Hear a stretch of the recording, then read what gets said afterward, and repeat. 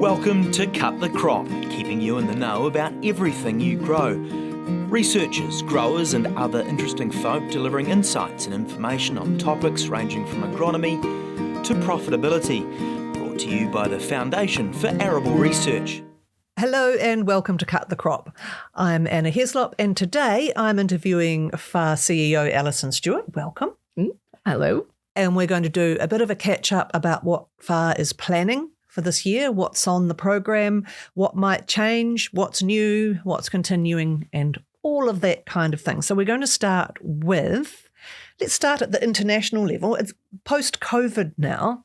How are we doing with keeping up with our international colleagues? Well, I guess it's all about reconnecting with the rest of the world. I mean, we've really not been anywhere for the last 2.5 years. I mean, normally our research staff would be going to international conferences and big field events, and we've really just had to communicate with the rest of the world via Zoom or Skype like everyone else. Whereas now we've got the opportunity to be able to get our staff out and about and re-engage with, key people overseas, key agencies, in the UK, in South America, in North America, in Europe. So, I mean, we obviously, sort of are not going to be spending a huge amount of time overseas, given the fact it's a referendum year. But I think we have to recognise that it's important to get back out there, since we have been a little bit isolated for the last 2 to 3 years. Those international connections is where we share a lot of information with them. Oh, absolutely. And I mean, that, we have a number of very close collaborations with, things like NIAB TAG in the UK and the AHDB. And we have been sharing a lot of, resources and research results. But there's nothing like going there and actually attending, field events and connecting with growers from other countries and finding out what their issues are, what their opportunities and, new ideas are. So we do need to start doing that. Now, you mentioned the R word, referendum. So it is a referendum year for FAR. Anything particularly big on the cards for leading up to that, which will be the sort of August, September time? Yeah. I mean, obviously there are logistical things, that we have to do. We have to go out and we just have to sort of communicate that there is a referendum and, we have to do a lot of the legal things around revising the levy order and things like that. But from the point of view of, going out and doing a huge amount of electioneering, that's not really, how we're going to focus. At the end of the day, my view is that, we've been, I think, providing real value to our growers, over the last 6 years. And one would hope that they would recognise the value that we deliver. And if they haven't worked out what we're doing, the chances are no matter what we do between now and then isn't going to make a big difference. So we will certainly be making sure that our extension programmes get out and about into the regions so that we can talk about the work that we've done in the past and the work that we're doing at the moment. But I don't see that we're suddenly going to be going into knocking on people's doors, trying to convince them to vote yes in the referendum.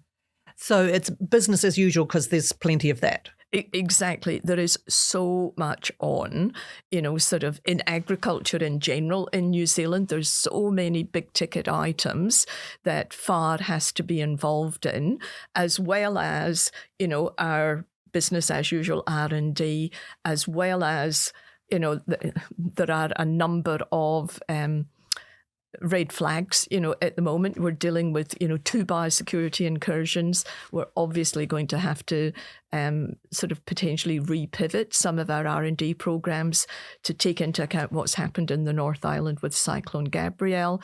So there's business as usual, but as always, there's a whole load of things that have just come in and cut across that. And we constantly have to be reevaluating what we're doing and why we're doing it and making sure that we're focused on the right priorities for the growers. So is there a plan in place for the Cyclone Gabrielle recovery, or is it a work in progress? Well, it's a work in progress because I think it's really important that you don't jump in and sort of make decisions too soon about what the best thing FAR can do. I think the best strategy for us is to connect with, our regional grower groups in the affected regions over the next 2 to 3 weeks, identify what the issues are that are likely to be coming up, look at, sort of work that has been done in the past around recovering from major, flood and extreme weather events, and then looking to see what R&D programs could be put into place that would be able to support the recovery and increased resilience of farms in those affected areas. So for us, we're not a rural support group, which is, the short term, everyone's in there trying to help. The best thing we can do is to look at what research we can do that will deliver the more medium to long-term benefits that the growers need. Cyclone Gabrielle obviously it's a devastating disaster for businesses and environmentally, but there's still plenty of the other environmental stuff on the table for this year that FAR is working through. So there's fresh water, there's greenhouse gas emissions pricing. What are the plans in those areas? Public opinion would probably maybe put more of a focus on climate change impacts and long-term what we're doing about it. So it just means that FAR will continue to address, the climate change impacts. And we've got our R&D programs, we've got our, contribution to the wider policy areas, and we're part of the Hawaka-Ekanoa partnership. And so, we're going to be continuing to work through, hopefully, a resolution with the government around pricing greenhouse gas, levy. And I see all of that continuing. I just don't think that FAR can take their eye off that ball. At the same time, we have to make sure that we're continuing to do the valuable R&D that provides the tangible, hands-on, guidance and recommendations so that growers can actually do something, on the ground. And so, optimizing, nitrogen use efficiency, water use efficiency, finding cultivars that are more tolerant of both abiotic and biotic stresses.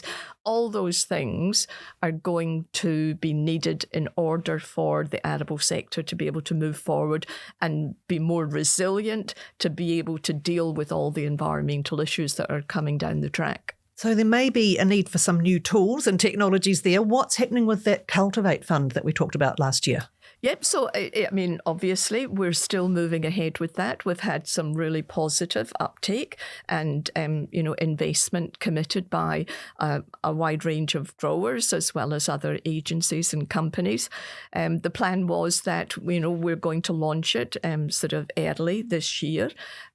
We indicated that we wanted to sort of reach, sort of 10 million as the first fund round, and we're close to reaching that. So absolutely, I actually think that it's even more important that we do this now, because that investment is going to deliver the new tools and technologies that will address a lot of these resilience issues.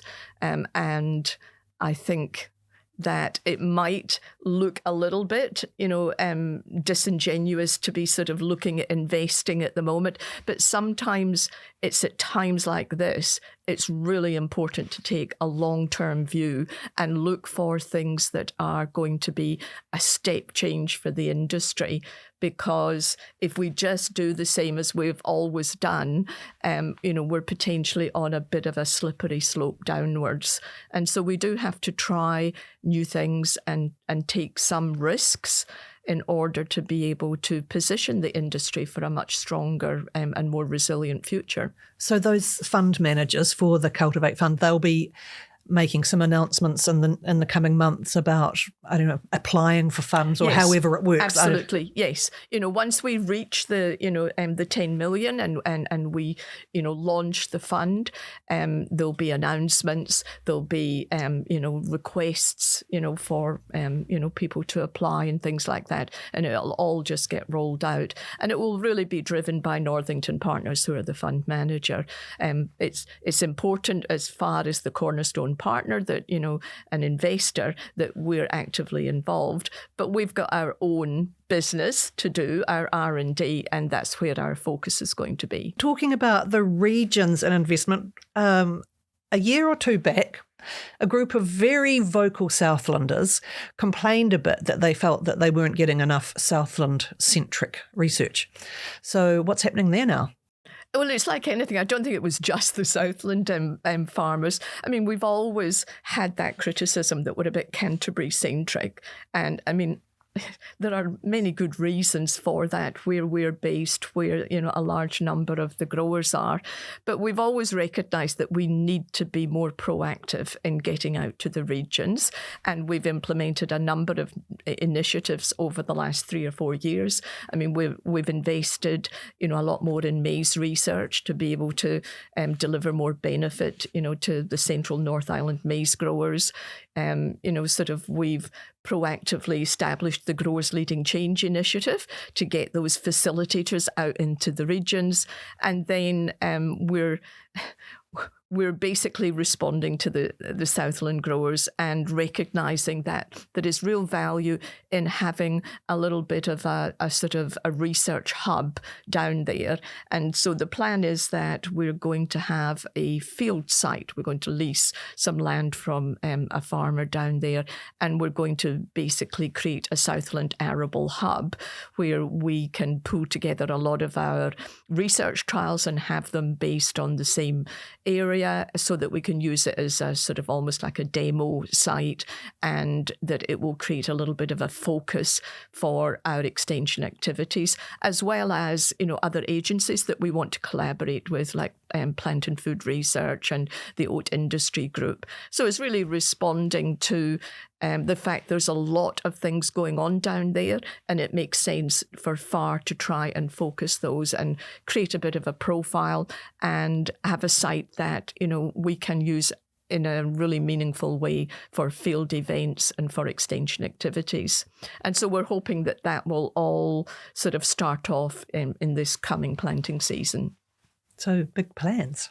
Yes, I mean, well, it's like anything. We have to be doing new things every year. I mean, we're not walking away from all the other things that we do, but FAR is we've got a lot more people working at FAR. We are a slightly bigger agency than we were, 5 years ago, and that is by necessity to be able to cover all the different activities and all the different needs of the regions. And so I think that we've now reached a nice situation where we've got we're not just one deep in a whole load of areas. It's very difficult to provide meaningful environmental, research benefits to growers if you only have one person working in that area. So we've got nice little teams of people now where we can spread them out a little bit more into the regions and deliver more benefit.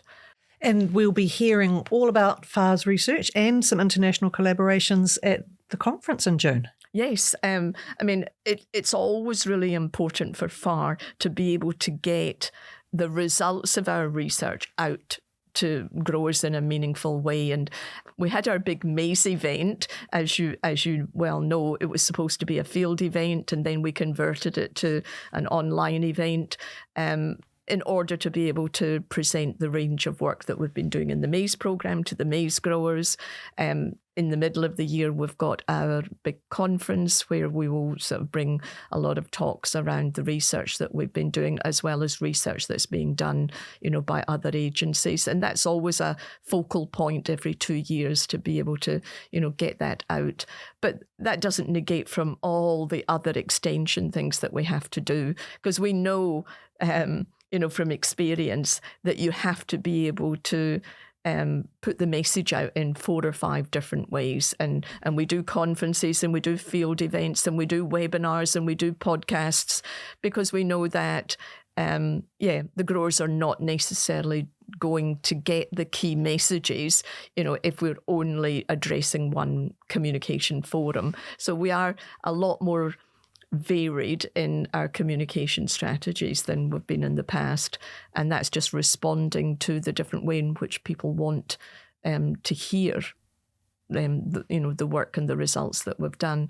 So yes, and then obviously we'll have ARIA at the end of the year and all the other from the ground up and you name it. Yeah, and roundup meetings will be coming up shortly too. Absolutely, and that and that's absolutely the on the ground talking. This is what we found, in our research over the summer, and here's a heads up for what you could be thinking about as as you think of next year.